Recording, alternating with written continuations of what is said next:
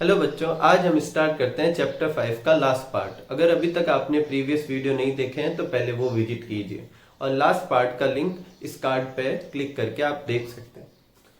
जो अपना next topic है वो है सोप। तो देखो सोप क्या है। सोप अपन सब जानते हैं कि क्या होता है।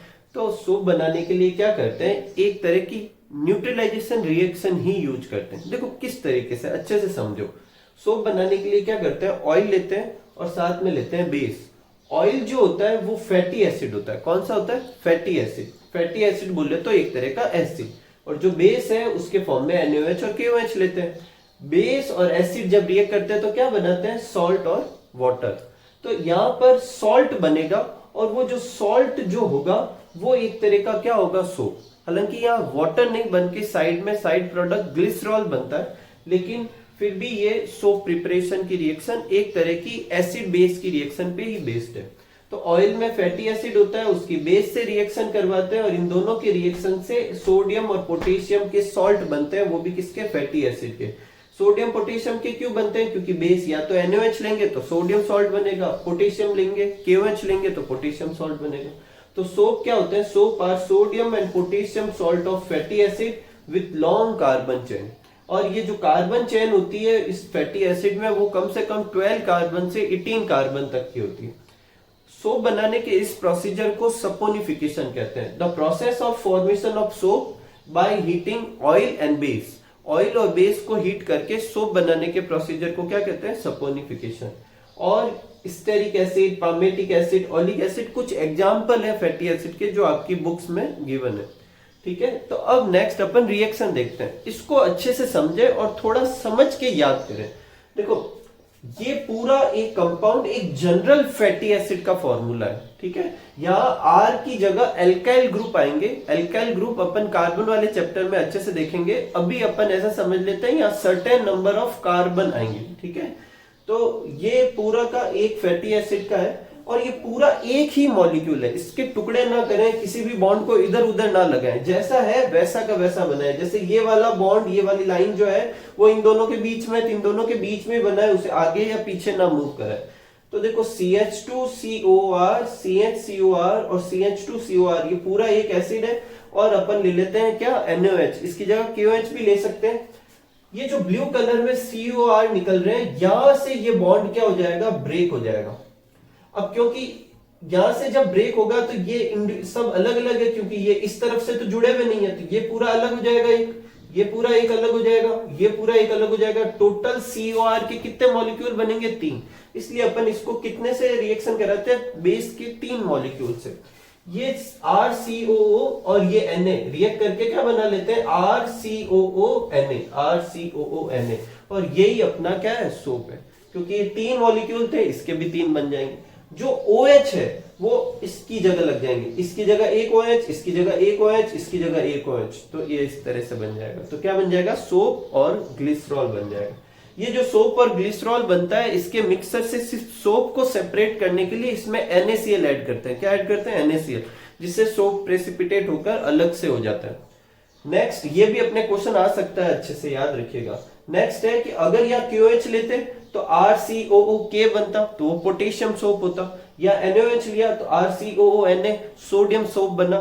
तो जो पोटेशियम सोप होते हैं वो ज्यादा जेंटल होते हैं स्किन पे, या जहां पे भी यूज करेंगे इतने हार्श नहीं होते कंपैरेटिवली सोडियम सोप की वजह से। इस सोडियम सोप के कंपेयर में, इसी वजह से पोटेशियम सोप को सेविंग क्रीम, सेविंग सोप जो होते हैं और जो शैम्पू वगैरह होते हैं उनमें यूज करते हैं।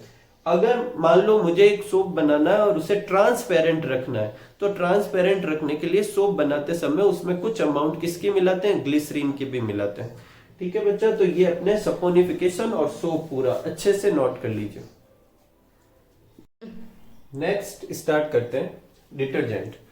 सोप के साथ डिटर्जेंट भी एक तरह के क्लीनिंग एजेंट है। इन्हें सोप लेस सोप कहते हैं। इसको अभी अपन डिस्कस करेंगे थोड़ी देर से। पहले देखते हैं डिटर्जेंट कैसे बनाते हैं। तो डिटर्जेंट जो होते हैं वो सोडियम और पोटेशियम सॉल्ट होते हैं, फैटी एसिड के नहीं, सल्फोनिक एसिड के और बेंजीन सल्फोनिक एसिड के।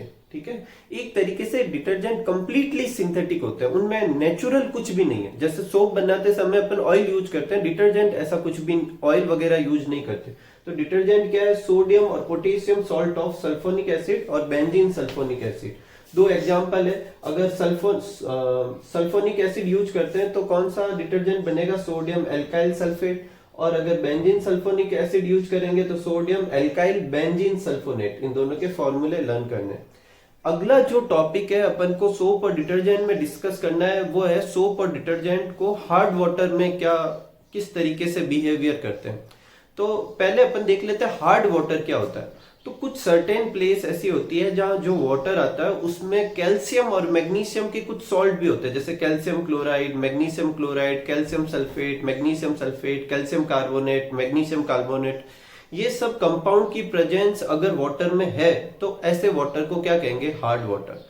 अगर इन हार्ड वाटर में अपन सोप यूज करें तो वो ना तो अच्छी तरीके से फॉर्म बनाते हैं और ना ही प्रॉपर तरीके से क्लीनिंग देंगे। तो सोप को हार्ड वाटर के साथ यूज नहीं कर सकते, ये सोप की एक लिमिटेशन है। और यही वजह है कि डिटर्जेंट बनाए गए। डिटर्जेंट जो होते हैं वो हार्ड वाटर में भी उतना ही झाग, उतना ही फॉर्म बनाते हैं और फिर अच्छे से क्लीनिंग एक्शन देते हैं। तो इसको डिस्कस करते हैं कि ऐसा दोनों के स्ट्रक्चर में क्या फर्क है, जो एक हार्ड वाटर के साथ अच्छे से रिएक्ट करता है, दूसरा नहीं। तो देखो, जो सोप जो होते हैं वो ऐसा नहीं करने के पीछे उसका कारण होता है कि सोप जब हार्ड वाटर में अपन ने पढ़ा थे कि क्या होता है, कैल्शियम और मैग्नीशियम के सॉल्ट। तो उन सॉल्ट में कैल्शियम और मैग्नीशियम कॉमन है और उनकी वैलेंसी क्या होती है, Ca+ और Mg+2। तो अपन सिर्फ Ca+2 Mg+2 लिखेंगे हार्ड वाटर के बारे में, पूरा कंपाउंड नहीं लिखेंगे। तो जो सोप है वो हार्ड वाटर की या तो Ca+ या Mg+, दोनों में किसी एक से जब रिएक्ट करता है तो ये Na को हटा दिया बाहर और इसकी जगह खुद आ जाता है। क्योंकि Ca की दो वैलेंसी होती है इसलिए RCO के कितने मॉलिक्यूल चाहिए, 2। और ये जो कंपाउंड बना है ये कंपाउंड सॉल्युबल नहीं होता, ये वाटर इनसॉल्युबल होता है। अब वाटर इनसॉल्युबल होने का क्या मतलब, ये पानी में डिसॉल्व नहीं होगा।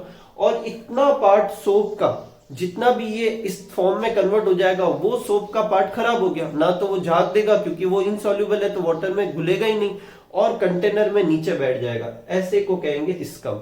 और इस प्रॉपर्टी की वजह से सोप जो होते हैं वो उतने फॉर्म या झाग प्रोड्यूस नहीं कर पाते, ना ही क्लीनिंग मैकेनिज्म दे पाते हैं किसमें, हार्ड वाटर में। लेकिन डिटर्जेंट, ऑब्वियस थिंग, अब डिटर्जेंट क्या करेंगे, डिटर्जेंट जब Ca और Mg+2 से रिएक्ट करते हैं तो रिएक्ट करने के बाद जो कंपाउंड बनाते हैं वाटर में सॉल्युबल होते हैं, जबकि सोप जो बनाते हैं वाटर में कैसे होते हैं, इनसॉल्युबल।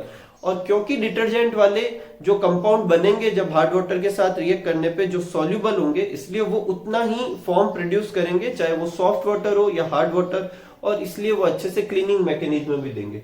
डिटर्जेंट जब Ca+2 और Mg+2 के साथ रिएक्ट करते हैं तो कैल्शियम और मैग्नीशियम सल्फोनेट बनाते हैं, और ये कैल्शियम और मैग्नीशियम सल्फोनेट कैसे होते हैं, वाटर सॉल्युबल होता है। और इन वाटर सॉल्युबल की वजह से वो डिटर्जेंट क्या करते हैं, हार्ड वाटर में भी अच्छे से फॉर्म देते हैं और अच्छे से क्लीनिंग मैकेनिज्म देते हैं। ये डिटर्जेंट का एक एडवांटेज है। देखो बच्चों, एक और क्वेश्चन है जो अच्छे से डिस्कस कर लेते हैं कि डिटर्जेंट को सोपलेस सोप क्यों कहते हैं। तो डिटर्जेंट जो होता है एग्जैक्ट वही काम करते हैं जो सोप करते हैं, इसलिए एक तरीके से सोप ही है। लेकिन सोपलेस क्यों है, क्योंकि वो उसके केमिकल स्ट्रक्चर में सोप से बिल्कुल अलग है। तो डिटर्जेंट सोप से केमिकल स्ट्रक्चर में अलग है इसलिए सोपलेस, जबकि काम वो का वही कर रहे हैं और अच्छे से कर रहे हैं, क्लीनिंग का ही काम कर रहे हैं, इसलिए इसे सोपलेस सोप कहते हैं। एक और क्वेश्चन है कि सोप और डिटर्जेंट में डिफरेंस बताइए। तो देखो, सोप और डिटर्जेंट में डिफरेंस, सबसे पहला डिफरेंस अपन दोनों की डेफिनेशन लिखेंगे।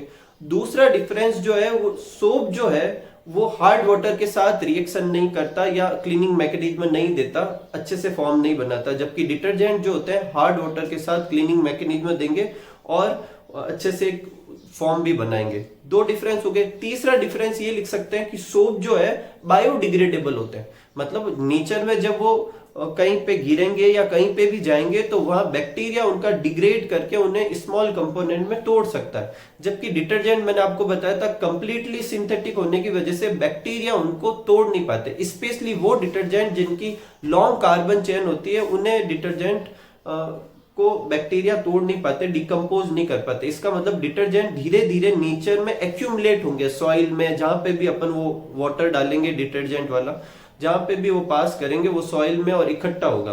तो डिटर्जेंट पॉल्यूशन क्रिएट करते हैं, जबकि सोप क्या नहीं करते, पॉल्यूशन क्रिएट नहीं करते। तो तीन मेन डिफरेंस लिख सकते हैं सोप और डिटर्जेंट की डेफिनेशन, सोप और डिटर्जेंट का हार्ड वाटर के टूवर्ड्स में रेस्पॉन्स, और डिटर्जेंट पॉल्यूशन क्रिएट करते हैं, सोप नहीं करते। और एक दो और क्वेश्चन है जो इससे रिलेटेड, वो आपको नेक्स्ट स्लाइड में अवेलेबल करवा दिए जा रहे हैं, ठीक है, तो आप वहां से नोट कर लीजिए।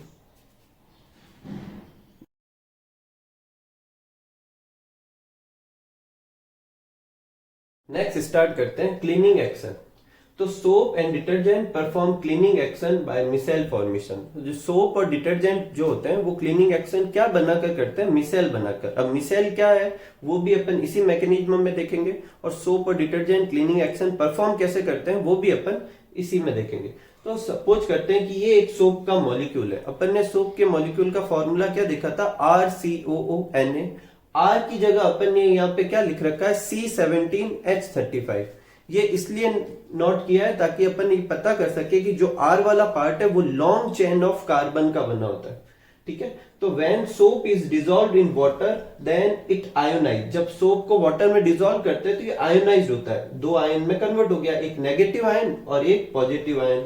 और इस जो नेगेटिव आयन है इसके भी दो यूनिक पार्ट है। जो ब्लू कलर वाला पार्ट है जिसमें C17 कार्बन है, वो एक लॉन्ग चेन ऑफ कार्बन बनाते हैं और इसमें कोई चार्ज नहीं होता और ये टेल की तरह बिहेव करता है। जो आगे वाला पार्ट है ये ग्रुप थोड़ा सा बड़ा होता है लेकिन छोटा होता है, इसको कहेंगे हेड, और इस पे चार्ज है नेगेटिव चार्ज। जो टेल है इसमें कोई चार्ज नहीं होने की वजह से ये वाटर के टूवर्ड्स में कोई अट्रैक्शन शो नहीं करेगा, इसलिए इसे कहेंगे हाइड्रो। बोले तो वाटर फोबिक मतलब कोई अट्रैक्शन नहीं होना, तो ये कैसा पार्ट हो गया, हाइड्रोफोबिक। और जो हेड जो है वो चार्ज की वजह से वाटर के टूवर्ड्स में अट्रैक्शन शो करती है, तो इसे क्या कहेंगे, हाइड्रोफिलिक। अब जो ये टेल वाला जो पार्ट है वो बेसिकली लिपिड से जुड़ेगा। अब लिपिड का आ गया यहाँ पे, जितनी भी डर्ट होती है वो सारी कैसे नेचर की होती है, लिपिड नेचर की, ऑयली नेचर की। तो ये टेल वाला पार्ट वाटर से नहीं जुड़ना चाहता लेकिन किससे जुड़ना चाहता है, डर्ट से। और जो ये हेड वाला पार्ट है ये वाटर से जुड़ना चाहता है लेकिन डर्ट से नहीं जुड़ना चाहता। और इसी ओरिएंटेशन और इसी कैरेक्टरिस्टिक्स की वजह से ये मॉलिक्यूल कुछ स्पेशलिटी रखता है, जिससे ये वाटर अपन क्या कर सकते हैं, वाटर को और सोप के सॉल्यूशन को यूज करके डर्ट को क्लीन कर सकते हैं। अब जब इसको वाटर में अपन डिसॉल्व करेंगे तो ये कुछ इस तरीके का एक सॉल्यूशन स्ट्रक्चर बनाएगा जिसको अपन क्या कहेंगे, मिसेल। इस मिसेल में जो हाइड्रोफोबिक वाला पार्ट था वो सेंटर में रहता ताकि उसे वाटर के टूवर्ड्स में या वाटर की सरफेस के कम से कम टच में आए, तो वो सेंटर में रहता है। जबकि हेड वाला जो पार्ट है, हेड वाला पार्ट बाउंड्री पर इकट्ठा रहता है और इस तरीके से एक क्लस्टर जैसा स्ट्रक्चर बन जाता है जिसमें बहुत सारे सोप के मॉलिक्यूल इस तरीके से अरेंज हो जाते हैं। इसको क्या कहते हैं, मिसेल। अब जब इस मिसेल में कोई डर्टी क्लॉथ डालते हैं तो ये जो हाइड्रोफोबिक के साथ वो कैसे थे, लिपोफिलिक, वो इस डर्ट पे आके जुड़ जाता है। अब वाटर से तो ये हेड वाला पार्ट जुड़ना चाहता है, जबकि ये जो टेल वाला पार्ट है ये किससे जुड़ा हुआ रहना चाहता है, डर्ट से। तो ये जो सोप का जो मॉलिक्यूल है एक तरफ से तो वाटर से अटैच हो गया और दूसरी तरफ से ये किससे अटैच हो रखा है, डर्ट से। जब इसे अपन जोर से हिलाएंगे, ऐसे मैकेनिकली हिलाए, चाहे मैनुअली हिलाए, चाहे वॉशिंग मशीन से, किसी से भी, तो ये डर्ट जो होती है इसके साथ बाहर आ जाती है और डर्ट सेंटर में आ जाएगी और वापस पहले जैसा कि जैसा एक मिसेल बन जाएगा। जो कपड़ा है वो अलग रह जाएगा तो क्लीन हो जाएगा, और जो डर्ट है वो सेंटर में रहेगी क्योंकि ये हाइड्रोफोबिक या लिपोफिलिक वाला पार्ट उसे अट्रैक्ट करके रखेगा, और जो बाहर वाला जो सराउंडिंग पोर्शन है वो अभी भी बाहर वाटर में ही रहेगा। ऐसे बहुत सारे स्ट्रक्चर बनते हैं और वो सारे मिसेल के स्ट्रक्चर एक दूसरे से दूर दूर ही रहते हैं। क्यों? क्योंकि एक मिसेल की बाउंड्री पे बहुत सारे नेगेटिव चार्ज होते हैं, वैसे दूसरे मिसेल के भी बाउंड्री पे बहुत सारे क्या होंगे, नेगेटिव चार्ज, और उन चार्ज के रिपेल की वजह से वो दूर दूर रहते हैं। तो ये डर्ट के मॉलिक्यूल इन मिसेल के साथ में एक दूसरे से अलग अलग रहेंगे और वाटर में ही बने रहेंगे। जब अपन वाटर को बाहर गिराएंगे तो उसके साथ साथ ये डर्ट भी बाहर चली जाएगी और अपना कपड़ा कैसा हो जाएगा, क्लीन। इसके साथ ही ये चैप्टर 5 कंप्लीट होता है और इस चैप्टर से रिलेटेड कुछ और क्वेश्चन है जो आगे की स्लाइड में अवेलेबल करवा रखे हैं। तो बच्चों अच्छे से पढ़ना, खूब पढ़ना और ये अच्छे से नोट करना और वीडियो देखते रहिए continue. Thank you for watching.